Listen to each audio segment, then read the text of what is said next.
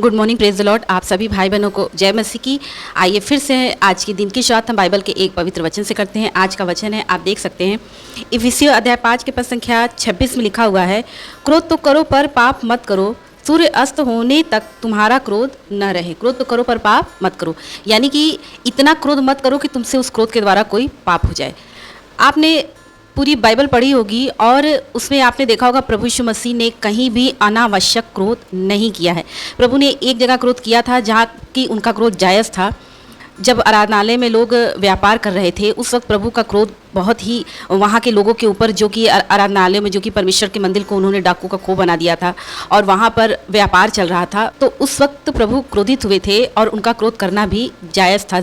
वैसे ही आपने देखा होगा बहुत से ऐसे परिवारों में कोई एक ऐसा सदस्य होता है, एक दो ऐसे सदस्य होते हैं जो अनावश्यक क्रोध करते हैं और उन सदस्यों से पूरा परिवार का सदस्य डरा हुआ होता है। कभी कभी हमारे माता पिता जब हम गलत कार्य करते हैं वो हमें डांटते हैं और वो हमारे ऊपर क्रोध करते हैं। कभी कभी हमारे शिक्षक जब हम पढ़ाई में मन नहीं लगाते हैं तब वो हमारे ऊपर क्रोध करते हैं, हमें डांटते हैं। तो इस प्रकार का क्रोध करना गलत नहीं है, लेकिन आपने देखा होगा कभी कभी लोग अनावश्यक, बिना किसी मतलब के, बिना किसी बात के, बिना किसी कारण के, बिना किसी ठोस वजह के वो अनावश्यक क्रोध करते हैं। और क्योंकि वचन में लिखा है, वचन देख सकते हैं, वचन इफिसियों अध्याय 4 के पद संख्या 6 और 7 में लिखा है, क्रोध करो पर पाप मत करो। यानी बहुत से लोग इतना ज़्यादा क्रोध करते हैं कि आपने देखा होगा बहुत बार लोग एक दूसरे को क्रोध में आकर धमकी देते हैं और कभी कभी तो उसकी जान भी ले लेते हैं सामने वाले की, छोटी छोटी बात पर, छोटी छोटी बातों पर। एक बार की बात है, एक बस कंडक्टर से, उस बस में जो व्यक्ति सफ़र कर रहा था उससे थोड़े पैसे को लेके झिझक हो गई, झड़प हो गई और मात्र 2 रुपये के लिए उस बस कंडक्टर ने धक्का दे दिया और वो बेचारा नीचे चलती बस से गिर पड़ा। अब आप सोचिए कि उसकी क्या स्थिति हुई होगी। आप फिर से वचन में देख सकते हैं, भजन संहिता अध्याय 37 के पद संख्या 8 में, क्रोध से परे रह और जलजलाहट को छोड़ दे। क्रोध से क्या रह? परे रह, क्रोध से दूर रहो।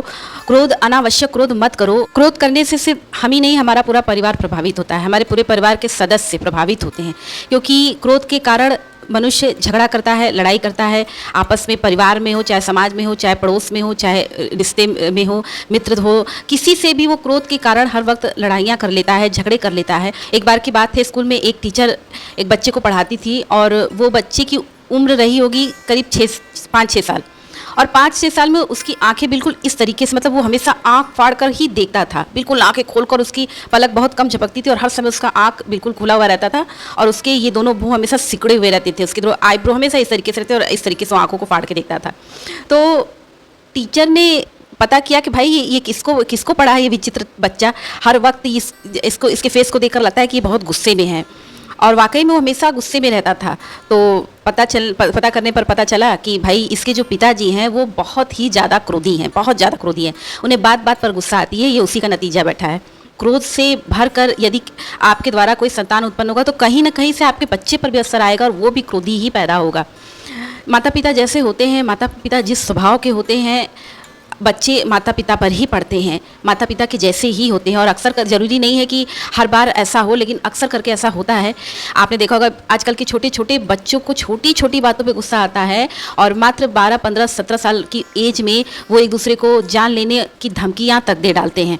हमें ईश्वर के सामने अपनी कमियों को रखना है कि प्रभु, मुझे अनावश्यक क्रोध आता है, मुझे छोटी छोटी बातों पे क्रोध आता है, मुझे हर वक्त क्रोध आता है, मेरे अंदर क्रोध की आत्मा कार्य कर रही है। आप मेरे स्वभाव में एक शीतलता, एक शांत स्वभाव प्रदान करें तो प्रभु आपको शांत स्वभाव प्रदान करेगा। और बहुत बड़े बड़े क्रोधी भी शांत जीवन व्यतीत करने पाए हैं सिर्फ प्रभु के सामर्थ्य के द्वारा, पवित्र आत्मा की शक्ति के द्वारा। ऐसे लोगों से बचना चाहिए जो बहुत लंबे समय तक क्रोध को अपने मन में पालते हैं। नीति वचन अध्याय 29 के पद संख्या 22 में लिखा है, क्रोध करने वाला मनुष्य झगड़ा मचाता है और अत्यंत क्रोध करने वाला अपराधी भी ठहरता है। मैंने बताया जैसा कि बहुत अधिक क्रोध करने पे लोग क्राइम की दुनिया में उतर जाते हैं। जैसा कि भजन संहिता अध्याय 37 के 8 में लिखा है, क्रोध करने से परे रहें, यानी क्रोध से दूर रहें।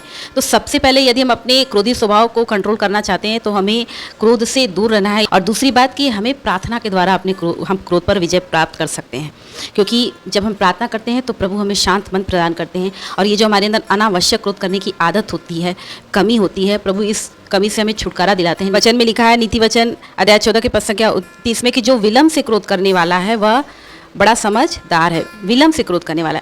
तो मैं ये नहीं कहती कि किसी मनुष्य को क्रोध नहीं आना चाहिए या नहीं आता है, क्योंकि यदि कुछ ऐसे गलत कार्य हो जाते हैं, जैसे कि आराधनालय में व्यापार चल रहा था, तो हम भी अपने जीवन में देखते हैं कि जहाँ पर कहीं-कहीं पर लोग ऐसे कार्य कर देते हैं कि आपका गुस्सा आना लाज़मी है, जायज़ है, उस वक़्त आपको गुस्सा आ ही जाएगा, उस वक़्त आपको क्रोध आ ही जाएगा। लेकिन ये ज़रूर याद रखें कि इतना भी क्रोध ना करें कि आपसे कोई अपराध हो जाए। दूसरी बात कि विलंब से क्रोध करने वाला, यानी कि हर वक़्त क्रोध करने वाला व्यक्ति सही नहीं होता है। बात-बात पर गुस्सा करने वाले व्यक्ति में और विलंब से क्रोध करने वाले व्यक्ति में फ़र्क होता है। प्रभु आप सभी भाई-बहनों को जिन्हें भी क्रोध आती है, प्रभु को अपने आप को समर्पित करें। अपने मन को, अपनी सोच को, अपने विचार को प्रभु के हाथों में सौंप दें और अपनी कमियों को प्रभु के सामने रखें और प्रभु आपको आपकी इस कमी से अनावश्यक क्रोध करने की आदत से छुटकारा देंगे। इन वचन के द्वारा प्रभु आप सभी भाई-बहनों को और आपके परिवारों को आशीष दे। सभी को जय मसीह की।